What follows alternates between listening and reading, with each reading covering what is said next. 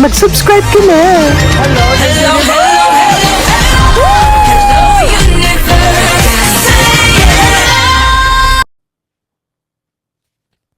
Hello mga buweks! Magandang araw sa inyong lahat. Galaw-galaw para hindi mo pa imburnal.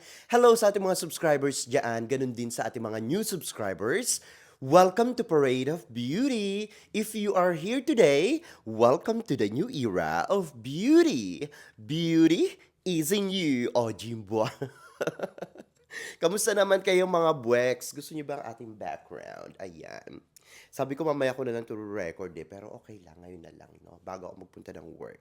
Kamusta naman kayo? Hello sa mga nanonood po dyan, 1 million viewers. Please don't forget to subscribe to my channel. Click your notification bell para mas updated kayo sa ating mga chika everyday and night sa mundo ng pageantry. And please like this video. Thank you sa mga nag-like sa inyo. Sa mga na-stroke dyan at hindi nagla-like, ay nako, bahala kayo sa buhay nyo, no? Charot lang. Anyway, mga buweks, alam ko, tinatanong nyo ako dito sa reaction ko sa Miss Intercontinental. Actually, kung nakita nyo yung pinost ko kagabi sa, anong tawag dito, sa social media account ko, no? Sa Instagram at sa Facebook, meron akong mga ipinost doon na reaction. Kagabi ko lang siya napanood. Hindi ko siya napanood nung syempre madaling araw, di ba? Syempre, tulog na ako niyan. So, ayun. Anyway, nagwawala ang ating mga syupit bahay ng mga chay-chay. Ayan ha. Kasi nga, hindi sila natuwa sa naging resulta nitong pageant na ito, no? Sabi nila, boring daw ito. Tapos, sabi nila, wala daw masyadong ganap ito.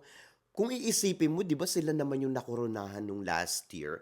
Parang gusto yata nila every year na lang sila makokoronahan, di ba? Samantalang nung last year talaga namang, ay nako, puring-puri nila itong pageant na ito. Ngayon nagwawala sila. Wala daw itong kwenta, kasi daw boring, madilim daw, ganyan-ganyan, kachipan daw, ganun-ganon.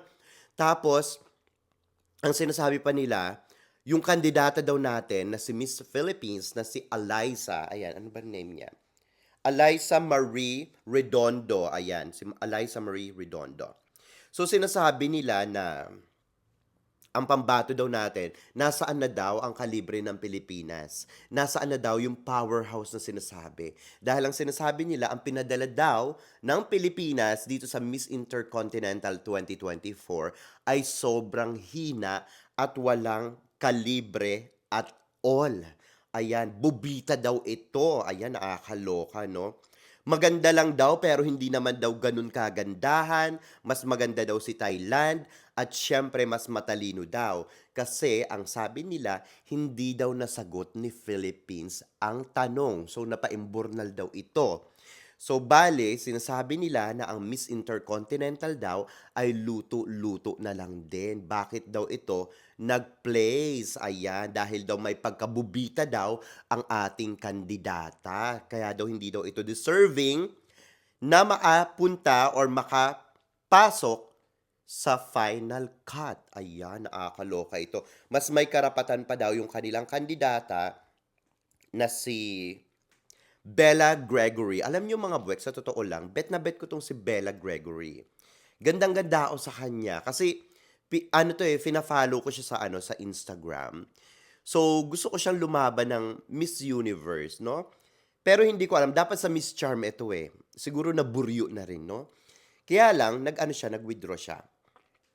Ngayon, bet na bet ko to para sa Miss Universe kasi nga syempre ang ganda-ganda, ang tangkad-tangkad, ang puti-puti, talagang iba yung ganda nito, mix-mix ito, no? May mixed chai-chai at saka foreigner. Kaya lang, napansin ko kagabi, kagabi ba yan? Oo, kagabi yung pinapanood ko yung Miss Intercontinental. Parang hindi naging pasabog yung ganda niya. Oo, sa totoo lang kasi tinitingnan ko actually, hindi ko na nga sana panonoorin yung Miss Intercontinental. Kaya nga lang, syempre, ang dami ko nababasa tungkol sa Philippines. Tapos nalaman ko sa mga chay-chay, kagabi lang din, no? Ito pa lang si Bella Gregory, ang kanilang kandidata sa Miss Intercontinental. Kaya na-curious ako, mas lalo ako na-encourage panoorin din. Nung tiningnan ko siya, sabi ko, oh my God, sabi ko, ibang-iba yung itsura niya sa In Motion. At saka yung naka-evening gown siya, sabi ko, oh my God, para siyang Juntis. Alam niyo yun? Sabi parang juntis siya, medyo malaki yung tiyan. Hindi naman yung malaking-malaki pero makikita mo, merong umbok.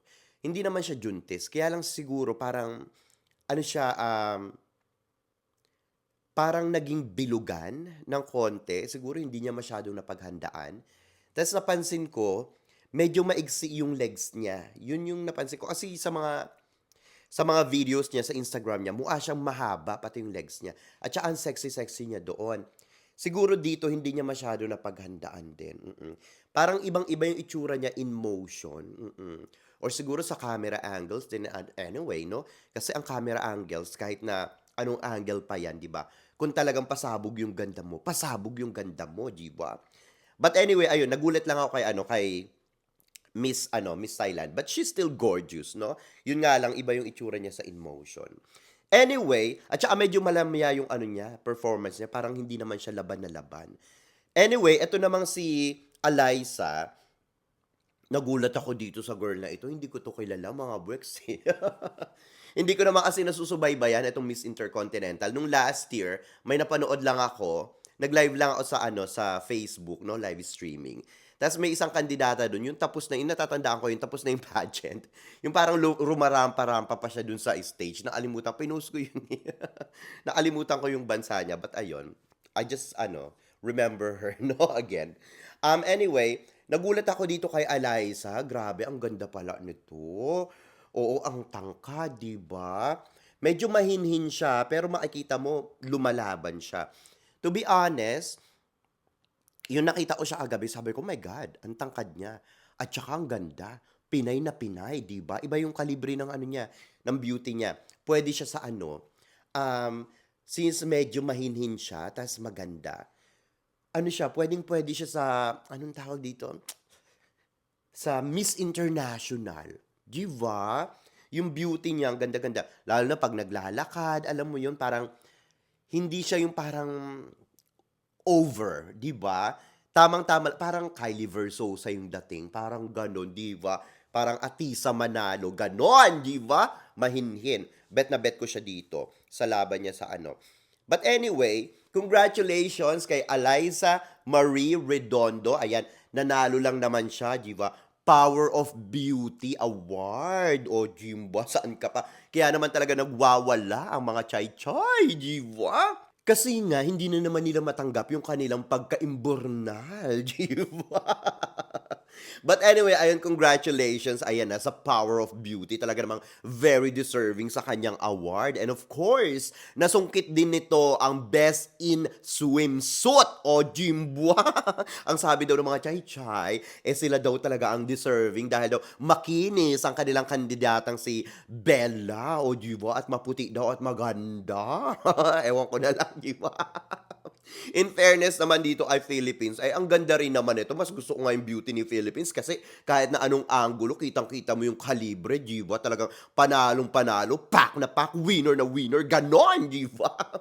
But anyway, dumating na nga, no? Ang ganda ng performances niya sa ano, sa swimsuit at saka sa evening gown. Hindi mo naman makitaan na yung parang talagang parang ano na, Miss Universe na or Miss Grand na, no? Kasi dito sa Miss Intercontinental, parang yung dating na 'tong pageant na 'to, para siyang ano, may pagka-boring siya sa totoo lang 'no, pero yung dating na 'to kasi, yung laban niya parang similar to Miss International.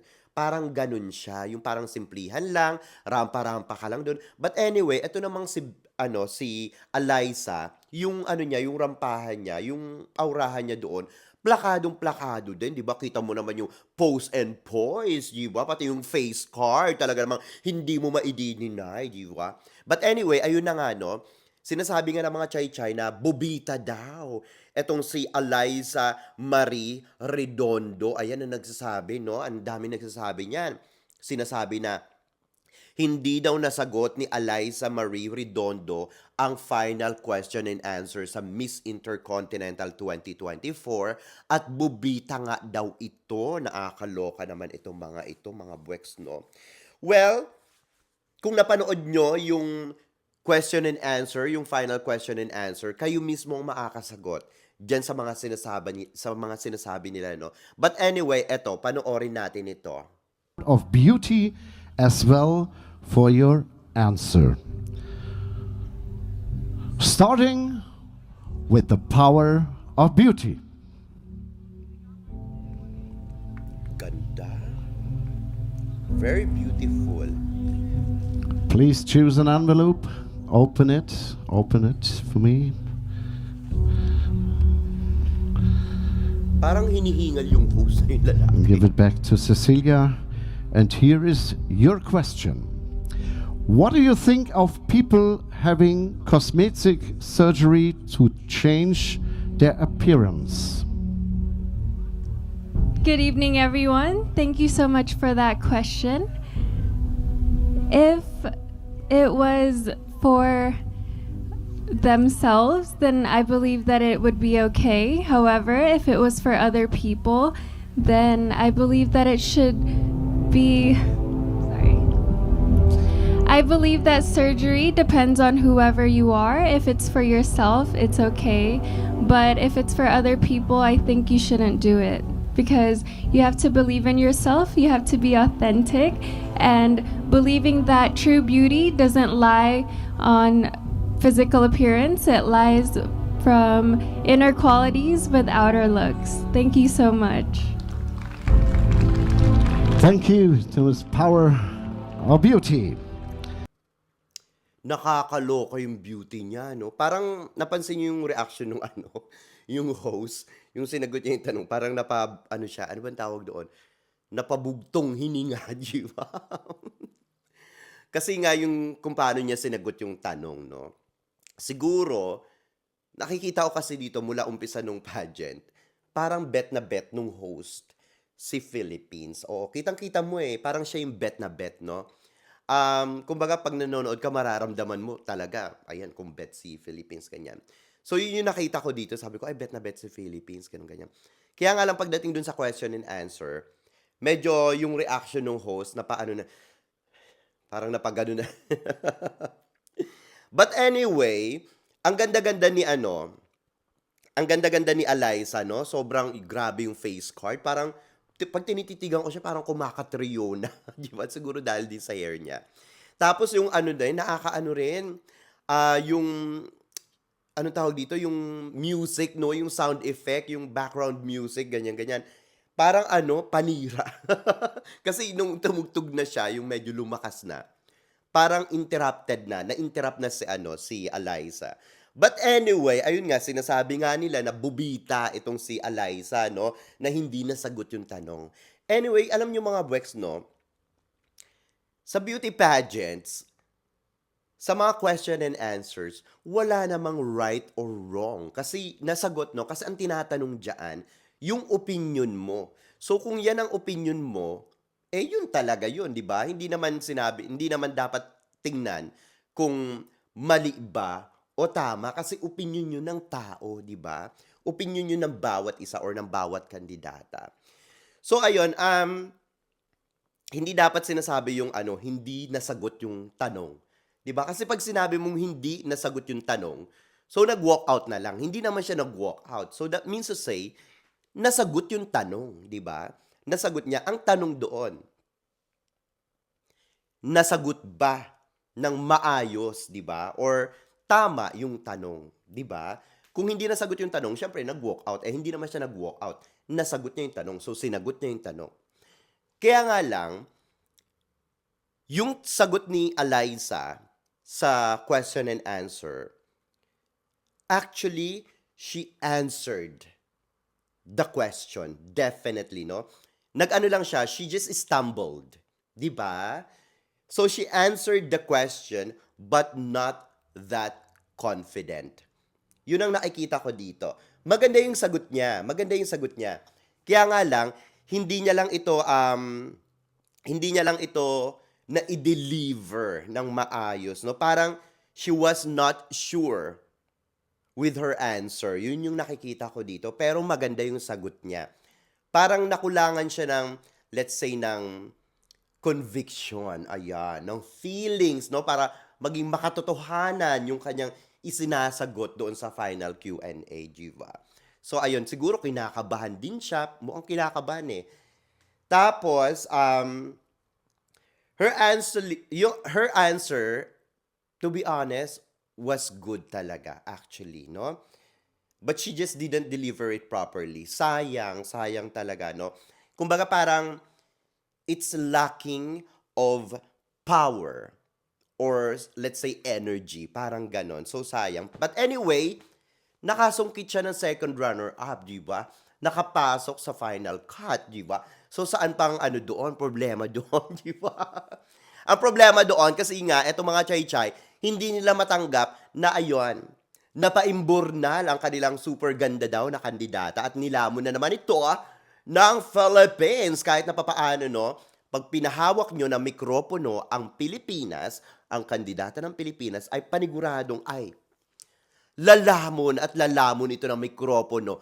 Hindi man ganun kagandahan yung mga sagot, minsan, pero nakakasagot ang Pilipinas. Alam nyo yan, di ba?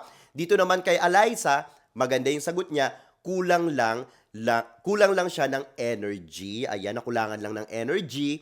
Tapos parang hindi rin siya sure dun sa sinagot niya. Hindi niya alam na yung sinasagot niya, maganda pala, di ba? So, ang sinasabi ng ating mga supit bahay, ng mga chay-chay, na may pagkabubita daw ito, yan po ay hindi totoo. Dahil kitang-kita naman natin na si Eliza ay lumaban ng bonggang-bongga dito sa Miss Intercontinental 2024 at naasungkit nga ito ng mga awards, di ba?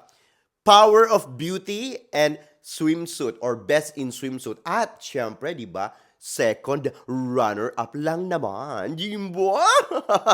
Anyway, mga Bwex, ano masasabi nyo dito sa ating mga chika ngayong araw na ito? Mag-ingay kayo sa ating comment section para makita ko rin ang inyong mga opinion. Hanggang sa susunod nating mga chika-chikahan. Bye for now, mga Bwex, and I love you all. Bye! See ya!